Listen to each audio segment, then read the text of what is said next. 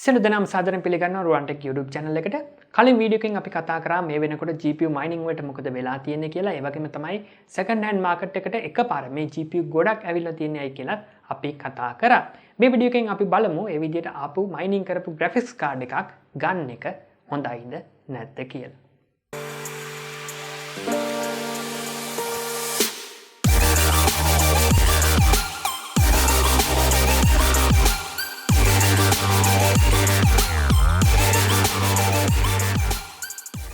හරි. ඉතින් අපි second hand market එකකට යන්නේ අපේ අලුතෙන් දෙයක් ගන්න සල්ලි නැති හින්දානේ. නැත්නම් අපි හොයන දෙයක් මේ වෙනකොට discontinue වෙලා තියෙන්න පුළුවන්. නැත්නම් ටික කාලයකට temporary use කරන්න හොයනා වෙන්නත් පුළුවන්. මේ දේවල් අමතක කරොත් අපි graphics card එකක් ගන්නෙ games play කරන්න. නැත්නම් අපේ production වැඩවල වලට. එහෙම නැත්නම් අපේ onboard graphics එන්නේ නැති හින්දා කරන්න දෙයක් නැතිකමට අපි ගන්නවා වෙන්න පුළුවන්. කොහොම හරි අපිට අවශ්‍ය වෙන්නේ 100% අපේ වැඩේ හරියට කරගන්න පුළුවන් දිගු කාලයක් පවතින හරියට වැඩ කරන graphics card එකක්. මුලින්ම අපි බලමු mining කරපු card එකක් ගන්න එකේ වාසි මොනවද තියෙන්නේ කියලා. පළවෙනි දේ තමයි මිල. එකපාර market එකට ගොඩක් graphics card එන හින්දා supply එක වැඩි වෙලා තරංකාරීත්වය වැඩි වුණාම අපිට මේවා අඩු මුදලට ගන්න පුළුවන්. brand new card එකක් ගත්තොත් මේ දවස්වල විශාල මිල පරතරයක් අපිට බලා ගන්න පුළුවන්. ඉතින් මේ දවස්වල ඔයා brand new card එකක් ගන්න නැතුව used එකක් ගන්න එක මේ දවස්වල ඔයා ගන්න හොඳ තීරණයක් වෙන්න පුළුවන්. graphics card එකක් හොයාගන්න හරිම අමාරු වුණ කාලයක් තිබ්බා ඔයාලට මතක ඇති. ඒ කාලේ මිල වැඩියෙන් හරි අපිට ගන්න සිද්ධ වුණේ මාකට් එකේ තියෙන graphics card model එක තමයි. ඉතින් අකමැත්තෙන් හරි අපිට ඒක ගන්න සිද්ධ වුණා. හැබැයි දැන් අපිට එහෙම ප්‍රශ්නයක් නැතුව අපිට අවශ්‍ය අපි කැමති model එක හොයාගන්න දැන් අපිට ගොඩක් පහසුයි. technical පැත්තට ගියොත් ගොඩක් gamers තමන්ගේ graphics card එක overclock කරනවා. අපි නොහිතුවට මේකෙන් වෙන්නේ graphics card එකට හානියක් තමයි. හැබැයි ඒ හානිය හරියට settings හදලා mining කරන graphics card එකට වඩා ගොඩක් වැඩි. ඒ වගේම තමයි mining වලදී GPU clock එක අඩුවෙන් use වෙන හින්දා GPU chip එකට වෙන හානිය gaming කරන graphics card එකට වඩා අඩුයි. එහෙම බලුවම gaming කරන graphics card එකට වඩා mining කරන graphics card එකක් ගන්න එක ගොඩක් ආරක්ෂිතයි. මොකද GPU chip එක පිච්චුණා කියන්නේ ආයේ card එක ගොඩ දානවා බොරු. හරි. දැන් අපි බලමු mining කරපු graphics card එකක් ගන්න එකේ නරක පැත්ත සහ ඒ දේවල් මග ඇරව ගන්න අපිට මොනවද කරන්න වෙන්නේ කියලා.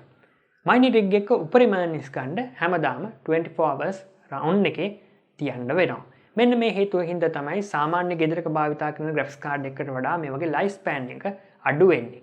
එහෙමයි කියලා අවුරුද්දෙන් දෙකෙන් මේවා පිච්චෙන්නේ නැහැ.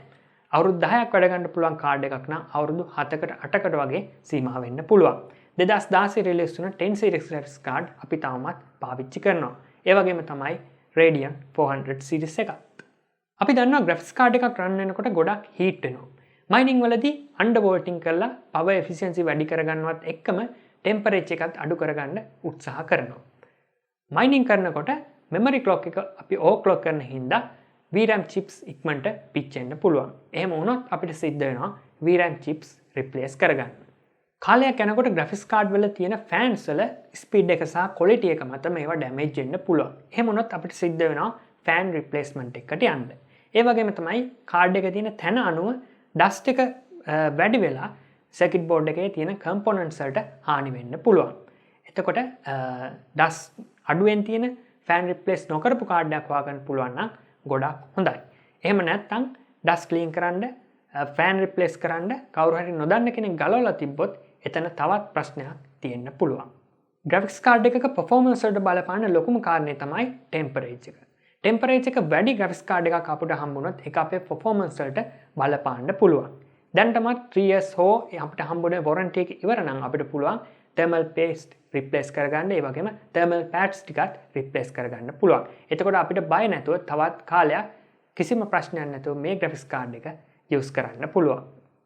මතක ඇතුව card එක හොඳට check කරලා ගන්න. ඒ වගේම මාස 3ක් හෝ ඊට වැඩි කාලයක් warranty එකක් ඉල්ල ගන්න. use card එකක් ගද්දි බලන්න ඕන දේවල් ටික මම විස්තර ඇතුව වෙනම වීඩියෝ එකකින් අරන් එන්නම්. ඉතින් ඔයාගේ තේරුම ගැන මමත් කැමතියි දැනගන්න. ඒ ගැන අපි comment section එකෙන් share කරගමු. වීඩියෝ එක හොඳ නම් like කරන්න නැත්නම් dislike කරන්න. subscribe කරලා නැත්නම් subscribe කරන්න RuwanTech YouTube channel එක. තවත් අලුත් වීඩියෝ එකකින් අපි ආයෙත් ඉක්මනටම හම්බෙමු.